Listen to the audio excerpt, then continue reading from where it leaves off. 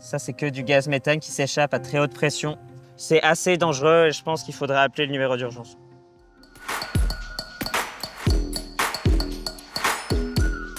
On vous l'a dit, on explore plein de sites le long des gazoducs du sud de la France, ceux qui amènent le gaz dans vos chaudières, à la recherche de fuites et d'émissions de méthane. Le méthane, c'est un gaz à effet de serre extrêmement puissant, qui est responsable d'un tiers de l'augmentation des températures déjà observées, et qui a aussi des impacts sur la pollution de l'air et sur la santé publique. Donc là, ça fait 3 jours qu'on est sur la route, on a parcouru à peu près 400 km et on a déjà observé 21 fuites. D'ailleurs, on parle de fuites, mais en fait, il faut distinguer les relargages volontaires de méthane dans l'air et les fuites inintentionnelles.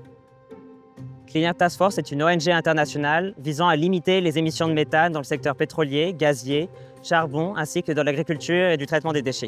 Là, on vient de trouver une fuite qui est extrêmement importante. On a un énorme nuage de gaz. En fait, c'est super compliqué de comprendre ce qui se passe sur l'image, tellement qu'il y a de gaz.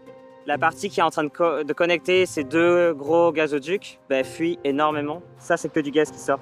Tu vois, ça prend toute la moitié de l'écran. Le gaz peut aussi avoir un impact sur la santé.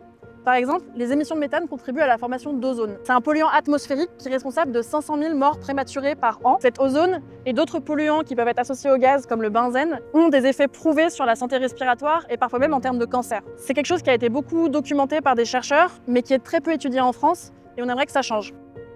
On continue notre enquête sur les émissions polluantes invisibles mais dangereuses. On vous explique les solutions dans la prochaine vidéo.